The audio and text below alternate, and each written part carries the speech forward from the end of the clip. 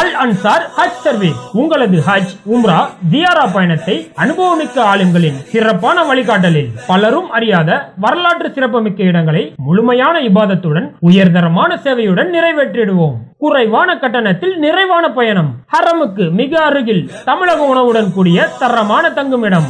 மேலும் விவரங்களுக்கு கீழ் உள்ள எண்ணை அணுகுங்கள். சமீபத்தில் நம்ம போயிருந்த இந்த ஜியாரா பயணம் ஜோர்டான், எகிப்து, பலஸ்தீன், மக்கா, மதினா இந்த நாடுகளுக்கு நம்ம போயிருந்த அந்த ஜியாரா பயணத்தோட அந்த வீடியோ நிறைய சகோதரர்கள் ஃபோன் பண்ணி கேட்டிருந்தீங்க. சீக்கிரம் அந்த வீடியோ போடுங்க, அந்த வீடியோக்கு தான் வெயிட் பண்ணுறேன்னு சொல்லியிருந்தீங்க. அது போயிட்டு வந்த உடனே எனக்கு கொஞ்சம் உடம்பு சரியில்லாமல் ஆயிடுச்சு. அந்த கிளைமேட் மாறினதில் உடம்பு சரியில்லாமல் ஆயிடுச்சு. அதனால தான் வீடியோ எடிட் பண்ண கொஞ்சம் தாமதமாயிருச்சு. சரி, இந்த ஒட்டுமொத்த அந்த நாடுகளில் நம்ம எடுத்த வீடியோக்குள்ள மொதல் வீடியோ மதினாவோட வீடியோ போடலாம் அப்படின்னு சொல்லி முடிவு பண்ணியிருக்கோம். ஏன்பா பாருங்க, என்னை விட்டுட்டு ஒண்டியா டூருக்கு போனது மட்டும் இல்லாம இங்க வந்து எகத்தலமா வீடியோ வர போறியோ? எப்படி வீடியோக்குள்ள வந்த பத்தியா பிரான்ச்? இப்ப நம்ம மதினா நகரத்தை பார்க்க போறோம். வாங்க வீடியோக்குள்ள போகலாம். ஒரு நாள் மதினா நகர்தனிலே மஸ்ஜித் நபவியிலே. மதினாவை பொறுத்த வரைக்கும் அந்த மஸ்ஜித் நபவி உண்மையில அது சொர்க்கம்தான். இந்த வீடியோவில் மஸ்ஜித் நபவி அங்கே நபி ஸல்லல்லாஹு அலைஹி வஸல்லம் அவங்க தொலை வச்ச இடம் எது, நபி ஸல்லல்லாஹு அலைஹி வஸல்லம் அவங்க வாழ்ந்த வீடு எது, குறிப்பாக இது ரமலானோட நோன்பு நேரங்கிறதால அந்த மஸ்ஜித் நபவியில் எப்படிலாம் அங்கே நோன்பு திறக்கிறாங்க, அங்கே இருக்கக்கூடிய சிறுவர்கள் எப்படிலாம் அங்கே நம்மளை விழுந்து விழுந்து கவனிக்கிறாங்க, அதே மாதிரி அங்கே மஸ்ஜித் நபவி மதினாவில் இருக்கக்கூடிய கடத்தெருக்கள் எப்படி இருக்கு அப்படின்றத பற்றி தான் இந்த வீடியோவில் பார்க்க போகிறோம். மக்காவில் இருந்து தான் மதீனாவுக்கு கிளம்பணும். மக்காவில் இருந்து கிளம்பும் போதே அந்த காபத்துல்லா விட்டு பிரியறதுக்கு கொஞ்சம் கூட மனசே இல்லை. சரி, இருந்தாலும் மதீனாவுக்கு போகிறோமே, நபியோட ரவுலாவை பார்க்க போகிறோமே அப்படின்ற சந்தோஷத்தோடு அங்கேருந்து கிளம்பி வந்தோம். உண்மையிலே மதீனா நகரம் அவ்வளோ அமைதியாக, அவ்வளோ பசுமையாக, பல நாடுகளை சேர்ந்த மக்கள், பல மொழி பேசக்கூடிய மக்கள் எல்லாருமே அந்த ஒரே இடத்துல, எல்லாருமே நபியின் மேலே கொண்ட அந்த நேசத்தோடு எல்லாருமே அந்த இடத்துல வந்திருந்தாங்க. முழுக்க முழுக்க அமல்களோட அவங்களோட நேரத்தை கழிச்சுக்கிட்டு நபி மேலே சலவாத்து சொல்லிக்கிட்டு எல்லாருமே அந்த ஒரே இடத்துல நபி நேசத்தோடு சேர்ந்துருக்கக்கூடிய அந்த மதினா பார்க்குறதுக்கு அவ்வளோ அழகான ஒரு நகரம். நமக்கு வந்து ரொம்ப நாளாகவே ஒரு ஆசை, மதினாவுடைய மஸ்ஜித் நபவியில் என்னைக்காவது ஒரு நாள் நோன்பு திறக்கணும் அப்படின்னு சொல்லி பல நாள் கனவு. அந்த கனவு அங்கே நனவாச்சு. மதினாவை பொறுத்த வரைக்கும் அன்னைக்கு மதினத்து அன்சாரிகள் கிட்ட எப்படி விருந்தாளிகளை உபசரிக்கக்கூடிய ஒரு குணம் இருந்துச்சோ அந்த குணம் இன்னைக்கு அவங்க கையில் இருக்குது. வரக்கூடிய ஹாஜிகளை அவ்வளோ பாசமாக உட்கார வச்சு ஏன் கூட வாங்கன்னு சொல்லி உட்கார வச்சு அவங்களுக்கு நோன்பு திறக்க தேவையான எல்லா பொருளையும் கொடுத்து அவ்வளோ கண்ணியமாக உபசரிக்கிறாங்க. இதில் குறிப்பாக கருப்பினத்தை சேர்ந்த சகோதரர்கள் அவங்க தான் அங்கே அதிக அளவில் வேலை செஞ்சு எல்லாரையுமே விழுந்து விழுந்து கவனித்து நோன்பு திறக்க தேவையான எல்லா வேலைகளையும் கருப்பினத்தை சேர்ந்த சகோதரர்கள் தான் அதிக அளவில் செய்கிறாங்க. ஏன் இந்த இடத்துல கருப்பர்கள் அப்படின்றது மென்ஷன் பண்ணுறோம் அப்படின்னா, இதே அரபு நாட்டில் தான் ஒருத்தன் கருப்பனாக இருந்தான், கருப்பினத்தை சார்ந்தவனாக இருந்தான் அப்படின்னா அவன் அடிமையை விட ரொம்ப மோசமாக நடத்தப்பட்ட ஒரு காலம் இருந்துச்சு. அந்த காலத்தில் தான் நபி ஸல்லல்லாஹு அலைஹி வஸல்லம் அவங்க வந்து எந்த மனிதனோ யாரை விட உயர்ந்தவனும் இல்லை, யாரை விட தாழ்ந்தவனும் கிடையாது, வெள்ளையனை விட கருப்பனோ கருப்பனை விட வெள்ளையனோ யாராலையும் உயர்ந்தவங்க கிடையாது, மனிதர்கள் எல்லாமே சமமானவங்க அப்படின்ற அந்த சமத்துவத்தை அங்கே போதிச்சாங்க. அதில் குறிப்பாக பிலால் ரலியல்லாஹு அன்ஹு அங்கே இருக்கக்கூடிய கருப்பர்களே மிகப்பெரிய அளவில் சித்திரவதைக்கு உள்ளாக்கப்பட்ட ஒரு நபித்தோழர். அவங்க அன்னைக்கு அவரை ரொம்ப ஒரு கருப்பர்ன்ற ஒரே காரணத்தால் மிகப்பெரிய அளவில் சித்திரவதை பண்ணாங்க. ஆனால் நீ யாரை மிகப்பெரிய அளவில் சித்திரவதை பண்ணி தாழ்த்தப்பட்டவனா நினச்சியோ அந்த கருப்பரை நான் மிகப்பெரிய அளவில் நான் உயர்ந்த இடத்துக்கு கொண்டு போகிறேன் அப்படின்னு சொல்லி நபி ஸல்லல்லாஹு அலைஹி வஸல்லம் என்ன செஞ்சாங்கன்னா, மக்காவோட வெற்றி அடைஞ்சதுக்கு பிறகு காபத்துல்லா, இன்னைக்கு முஸ்லீம்கள் எல்லாம் எந்த திசையை நோக்கி தொழுகிறாங்களோ அந்த காபத்துல்லா அதுக்கு மேலே நீங்கள் ஏறுங்க, அதுக்கு மேலே ஏறி நீங்கள் பாங்கு சொல்லுங்கன்னு சொல்லி இவங்க யாரெல்லாம் தாழ்த்தப்பட்டன்னு நினச்சிருந்தாங்களோ அந்த ஒடுக்கப்பட்டலேருந்து ஒருத்தரை கூப்பிட்டு மிகப்பெரிய உயர்ந்த இடத்துல கொண்டு போய் வச்சாங்க. இதில் வந்து அந்த மதினத்து சிறுவர்கள் அவங்களுடைய அந்த உபசரிப்பை நம்ம சொல்லி ஆகணும். நம்ம அந்த பள்ளிவாசல் உள்ள என்ட்ரன்ஸ் ஆகும் போதே ஷேக் ஏன் கூட வாங்க, ஷேக் ஏன் கூட வாங்கன்னு சொல்லி அவங்க வந்து ஒரு குறிப்பிட்ட இடத்த ஏற்பாடு பண்ணி வச்சுக்கிறாங்க. இந்த குறிப்பிட்ட இடம் எனக்கு, இதில் என்னோட விருந்தாளிகள் நான் கூப்பிட்டு வந்து உட்கார வைப்பேன்னு சொல்லி அதுக்கான ஏற்பாடு பண்ணுறாங்க.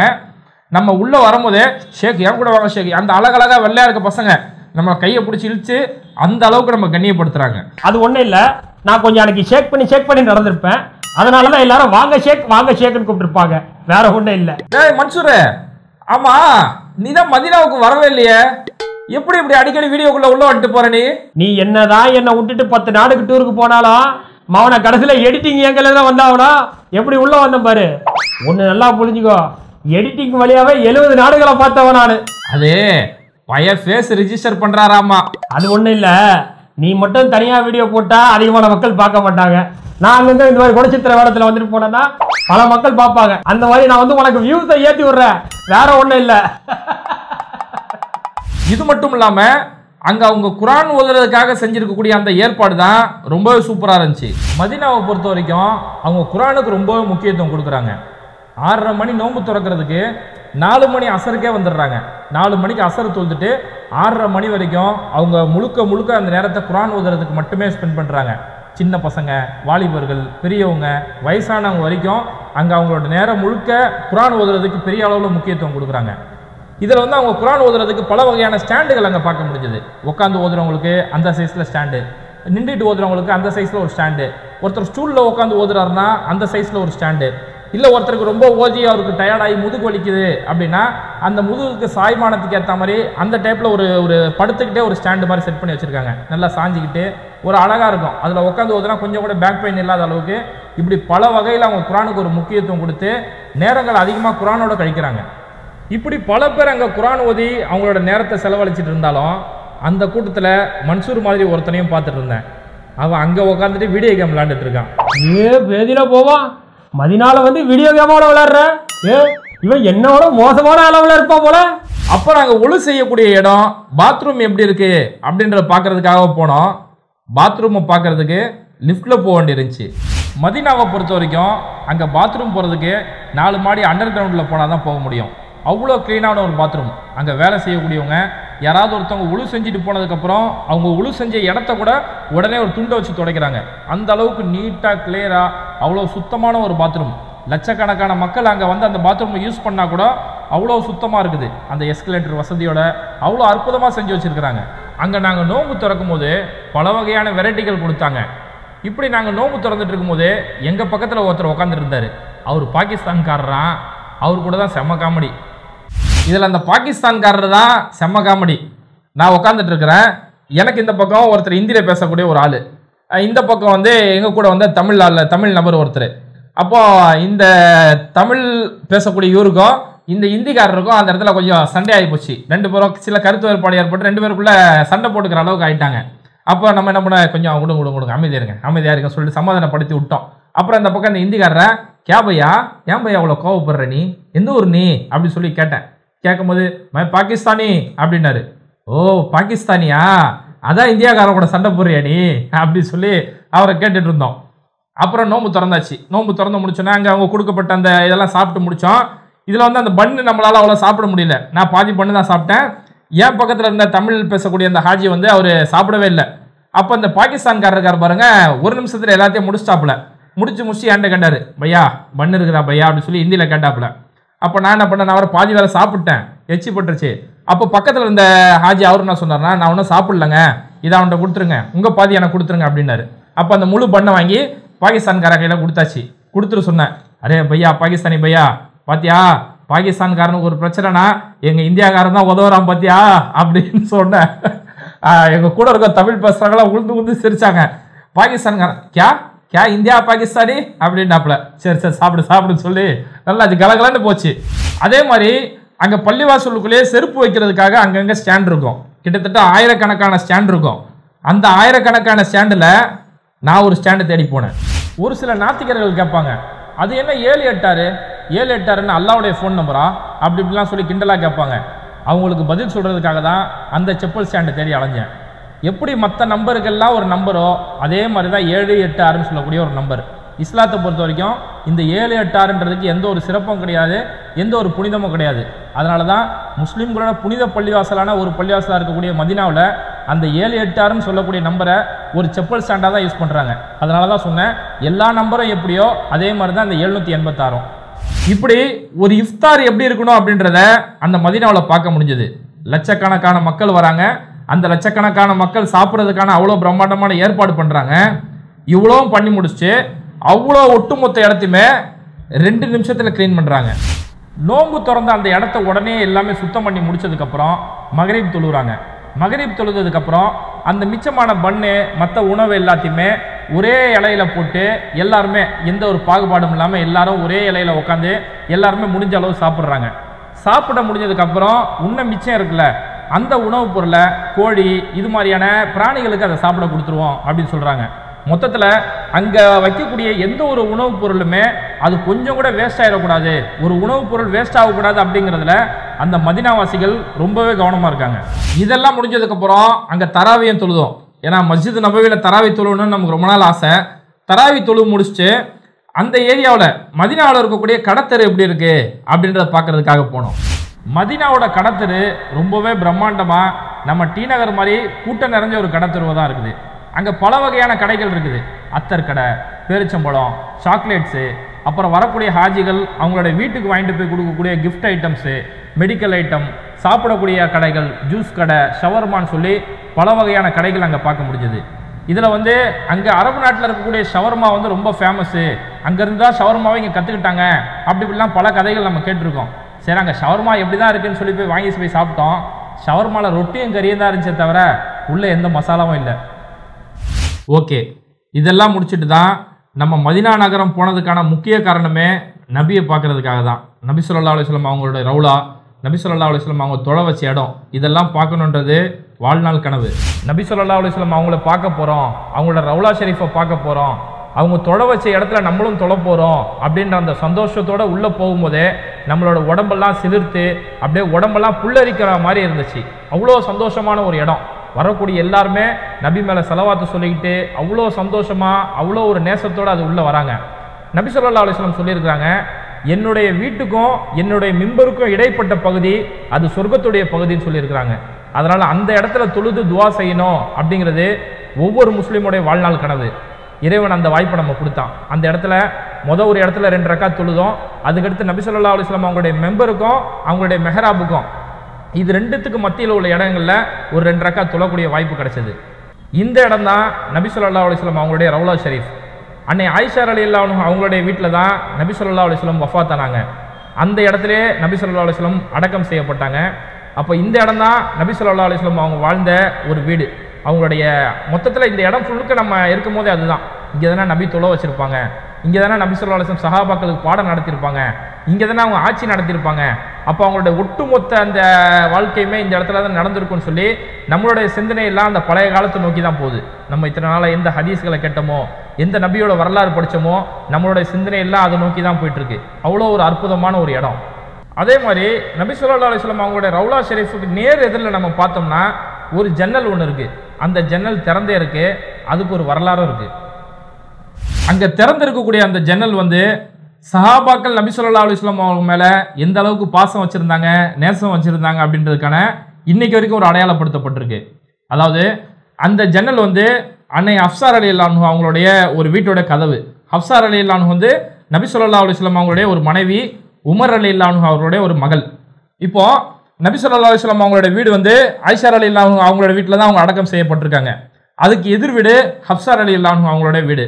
அப்போ நபி ஸல்லல்லாஹு அலைஹி வஸல்லம் அவங்களுடைய வஃபாத்துக்கு பிறகு அங்கே பார்க்கறதுக்காக நிறைய மக்கள், பல வெளியிலிருந்து பல மக்கள் வராங்க. அப்போ இவங்களுடைய ஹஃப்ஸா ரலியல்லாஹு அன்ஹா அவங்களுடைய வீடு தான் அன்னைக்கு வந்து ஒரு பாதை ஆகி போச்சு. அந்த பாதை ஆகி போனோன்னே பல மக்கள் வரும்போது இவங்களுடைய வீடு அந்த இடத்துல ஒரு டிஸ்டர்பாக இருக்கு. அப்போ அன்னைக்கு அரசு சார்பில் இருந்து என்ன சொல்றாங்க அப்படின்னா, இந்த வீடை நீங்கள் காலி பண்ணிடுங்க, உங்களுக்கு வேற இடத்துல வீடு கொடுத்துரும், ஏன்னா இந்த வீடு வந்து போயிட்டு வரவங்களுக்கு கொஞ்சம் டிஸ்டர்பாக இருக்குது, ஒரு பாதையை ஆக்கிடலாம் அப்படின்னு சொல்லி முடிவு பண்ணுறாங்க. அப்போ ஹஃப்ஸா ரலியல்லாஹு அன்ஹா சொல்கிறாங்களா, இல்லை இந்த வீட்டை நான் காலி பண்ணவே முடியாது, நபியை நான் எதிரில் நான் பார்த்துட்டு இருக்கேன், நபி என் வீட்டுக்கு எதிரில் இருக்காங்க, நான் எப்படி நான் நபியை விட்டு நான் வேற இடத்துக்கு போக முடியும் அப்படின்னு சொல்லி அந்த அளவுக்கு உரிமையாக அங்கே சண்டை போடுறாங்க. அதுக்கடுத்து இந்த பிரச்சனை அப்படியே போயிட்டு இருக்கும்போது தான் ஹஃப்ஸா ரலியல்லாஹு அன்ஹா அவங்களுடைய சகோதரர் அப்துல்லா இப்னு உமர் ரலியல்லாஹு அன்ஹு, உமர் ரலியல்லாஹு அன்ஹுடைய மகன், அவங்க வந்து அவங்களோட சகோதரிகிட்ட வந்து உரிமையாக சொல்கிறாங்க, இந்த மாதிரி உண்மையிலே இந்த வீடு டிஸ்டர்பாக தான் இருக்குது, வரப்போகிறவங்க டிஸ்டர்பாக இருக்குது, நீங்கள் வேணா என்ன செய்யுங்க, என் வீட்டை எடுத்துவங்க, இவங்களோட வீடு வந்து அடுத்த வீடு, அதாவது ஆயிஷா ரலியல்லாஹு அன்ஹா வீடு, ஹஃப்ஸா ரலியல்லாஹு அன்ஹா வீடு, அப்துல்லா ரலியல்லாஹு அன்ஹு வீடு, இப்படி 3 பேர் வீடு வரிசையாக இருக்குது, நீங்கள் வந்து இந்த வீடு இங்கே இருக்க வீடை இங்கே மாற்றிக்கோங்க அப்படின்னு சொல்லி அவர் இந்த வீடை கொடுக்குறாரு. சரி, அவங்களும் பார்க்குறாங்க, சரி எல்லாருக்கும் டிஸ்டர்பாக தான் இருக்குது, இந்த வீடை நம்ம எடுத்துக்கலாம், தம்பியோட வீடு எடுத்துக்கலாம் அப்படின்னு சொல்லும் போது ஒரு கண்டிஷன் ஒன்று வைக்கிறாங்க, நான் இந்த வீடை எடுத்துக்கிறேன், ஆனால் இந்த வீட்டில் எனக்கு ஒரு ஜன்னல் நீங்கள் வச்சு கொடுக்கணும், அந்த ஜன்னல் நபியோட ரவுலாவை பார்த்த மாதிரி எனக்கு அந்த ஜன்னல் இருக்கணும், அந்த ஜன்னல் எப்பவுமே மூடப்படக்கூடாதுன்னு சொல்லி ஒரு கண்டிஷன் ஒன்று வைக்கிறாங்க. அவங்க அன்னைக்கு வச்ச இன்னைக்குமே மூடப்படக்கூடாதுன்னு சொன்ன அந்த கண்டிஷன் இன்னைக்கு வரைக்கும் அங்கே நடைமுறைப்படுத்தப்பட்டிருக்கு. நபி ஸல்லல்லாஹு அலைஹி வஸல்லம் அவங்களோட ரவுலாவுக்கு நேர் எதிராக அந்த வீட்டோட ஜன்னல் இருக்கு. அந்த ஜன்னலுடைய கதவு இன்னைக்கு வரைக்கும் திறந்தே இருக்கு. அங்கே மஸ்ஜித் நபவியில் பல மக்கள் அங்கே நபி மேலே எந்த அளவுக்கு பாசத்தோட நேசத்தோட வந்தாங்க அப்படின்றதே பார்க்க முடிஞ்சது. ஒரு பார்வை இல்லாத ஒருத்தர் வராரு, அவர் அப்படியே தட்டு மாதிரி வராரு. அவர்கிட்ட சொல்கிறாங்க, இதோ இங்கே தான் நபியோட ரவுலா இருக்குது அப்படின்னு. அங்கே நின்று அஸ்ஸலாமு அலைக்கும் யா ரசூலல்லாஹ் அப்படின்னு சொல்லி கண்ணீரோட அந்த இடத்துல அவர் நின்று சலாம் சொல்லக்கூடிய காட்சிகள். இப்படி பல நாடுகள்லேருந்து வரக்கூடிய மக்கள் எல்லாருமே நபியோட அந்த ரவுலாவை பார்த்தோன்னே அவங்களுக்கு முதல்ல கண்ணீர் தான் வருது.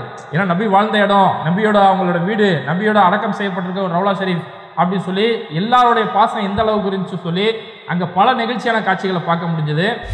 இதெல்லாம் பார்த்து முடிச்சு மதீனா விட்டு நம்ம திரும்பி வரும்போது வரதுக்கு மனசே இல்லை. யாருக்கு தான் மனசு வரும்? நபி வாழ்ந்த அந்த இடத்த விட்டுட்டு நபியோட ரவுலா விட்டுட்டு பிரிஞ்சு வர்றதுக்கு யாருக்கு தான் மனசு வரும்? சரி, வேற வழியில் நம்ம வந்து தான் ஆகணும் அப்படின்னும் போது திரும்பி பார்த்துட்டு வரோம். வரும்போது திரும்பி இதுக்கடுத்து நம்ம எப்போ வருவோமோ அப்படின்னு சொல்லி திரும்பி பார்த்துக்கிட்டு பிரிய கொஞ்சம் கூட மனசே இல்லாமல் அந்த மதீனா நகரத்தை விட்டு பிரிஞ்சு வந்தோம். அதே மாதிரி இந்த இடத்துல இன்னொரு விஷயத்தையும் நான் சொல்லிக்கிறேன். நமக்கு வந்து ரொம்ப நாளாகவே ஒரு ஆசை, நம்ம வந்து ஜியாரா டூர் போகணும், மக்காவுக்கு போகணும், மதீனாவுக்கு போகணும், உம்ரா செய்யணும் அப்படின்னு சொல்லி இந்த ஆசை. ஆனால் இதை யார் கூட செய்யணும் அப்படின்ற தேடலுமே இருந்துச்சு. ஏன்னா நம்மளை கூட்டு போகக்கூடியவங்க கரெக்டாக நம்மளை வழி நடத்தணும் அப்படின்றத யோசிச்சுருந்தோம். அப்போ நம்ம அப்படி தேடும் போது பல நண்பர்கள் நம்மள்கிட்ட சொன்னது, நம்மளுடைய தேடலையுமே கடைசியாக முடிவானது அல் அன்சார் ஹஜ் சர்வீஸில் போகலாம் அப்படின்னு தான் முடிவு பண்ணோம். ஏன்னா அந்த ஹஜ் சர்வீஸை நடத்தக்கூடிய மௌலானா சமியுல்லா, சஃபியுல்லா, இவங்க 2 பேர் சகோதரர்கள். ரொம்பவே அருமையான வழிகாட்டலாம் அவங்க பண்ணிட்டு இருக்காங்கன்னு சொல்லி நம்ம கேள்விப்பட்டு தான் அவங்க மூலியமாக தான் நம்மளோட இந்த பயணத்தை தொடங்கணும். உண்மையால ரொம்ப அருமையாக அவங்களோட பயணத்தை கொண்டு போனாங்க. நம்மளை அவங்க கூட்டு போனதுலேருந்து, நம்மளை தங்க வச்ச ரூம்ல இருந்து, இது எல்லாத்துக்கும் மேலே நம்மளை அவங்க வழி நடத்துகிற விதம் அதுதான் ரொம்ப முக்கியம். ஏன்னா ஒரு இபாதத்துக்கான ஒரு பயணம் போகும்போது அப்படிங்கும்போது நம்மளுடைய முழு நேரம் இபாதத்தில் கழியணும், அதுதான் முக்கியம். சும்மா பார்த்தோம் வந்தோம் அது கிடையாது. அந்த இப்போ எங்களை கூட்டு போன மூலனா சமியுல்லா அவங்க வந்து ஒவ்வொரு இடத்துலையுமே இதெல்லாம் இந்த வரலாறு இடங்கள், இங்கே இப்படியாப்பட்ட நிகழ்வுகள் நடந்திருக்கு, இந்த நிகழ்வுலேருந்து நமக்கு இப்படியாப்பட்ட பாடம் எடுக்கணும்னு சொல்லி ஒவ்வொரு விஷயத்தையுமே ஆதாரத்தோட அவ்வளோ அழகாக தெளிவுபடுத்தினாங்க. தெளிவுபடுத்தினது மட்டும் இல்லாமல் உங்களோட நேரத்தை வீணாக கழிக்காதீங்க, நீங்கள் இபாதத்துக்காக வந்திருக்கீங்க, இபாதத் செய்யுங்க, இப்போ காபாவுக்கு போய் தவாப் செய்யுங்க, இப்போ மதீனாவுக்கு போய் ரசூலா போய் சலாம் சொல்லிட்டு வாங்க, உங்களோட நேரத்தை வீணாக கழிக்காதீங்க, தஹஜ்ஜுதுக்கு எந்திரிங்கன்னு சொல்லி ஒவ்வொரு நேரமும் நம்மளை அமல்களில் ஆர்வப்படுத்திட்டே இருந்தாங்க. அப்போ ஒட்டு மொத்தத்தில் நம்மளோட இந்த பயணம் பல வரலாற்று இடங்களை பார்க்கவும் முடிஞ்சது, அதுலேருந்து படிப்பினை பெறவும் முடிஞ்சது. அங்கே முழுக்க அமல்களில் இபாதத்தில் நம்மளோட நேரங்கள் கழிக்க முடிஞ்சிச்சு.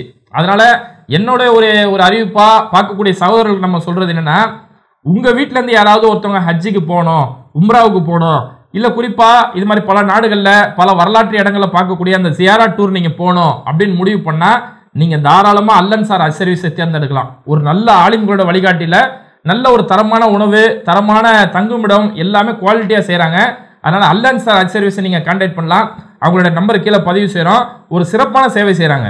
ஓகே, நம்மளுடைய இந்த ஜியாரா டூரில் மதீனாவுடைய மஸ்ஜித் நபவி பற்றி மட்டும் தான் இப்போ நம்ம பார்த்துருக்கோம். இனி அடுத்தடுத்த வீடியோக்கள் வரும். ஜோர்டானில் ஒட்டுமொத்தமாக நம்ம என்னென்னலாம் பார்த்தோம் அப்படின்னு சொல்லக்கூடிய அந்த ஜோர்டானுடைய தொகுப்பு, எஜிப்தில் நம்ம என்னென்னலாம் பார்த்தோம் அங்கே இருக்கக்கூடிய தொகுப்பு, குறிப்பாக பைத்துல் முகத்தஸ் பலஸ்தீனில் அங்கே பைத்துல் முகத்தஸ் பற்றி இது வரைக்கும் யாருமே தமிழில் செய்யப்படாத ஒரு மிகப்பெரிய ஆவண தொகுப்பு, அதே மாதிரி மக்காவுடைய ஒட்டுமொத்த மக்கா சம்பந்தமான ஒரு டாக்குமெண்ட்னு சொல்லி பல வீடியோக்கள் ரெடி ஆகிட்டு இருக்கு. ஒவ்வொன்றா இனி ஒவ்வொரு வீடியோ வந்துட்டே இருக்கும்.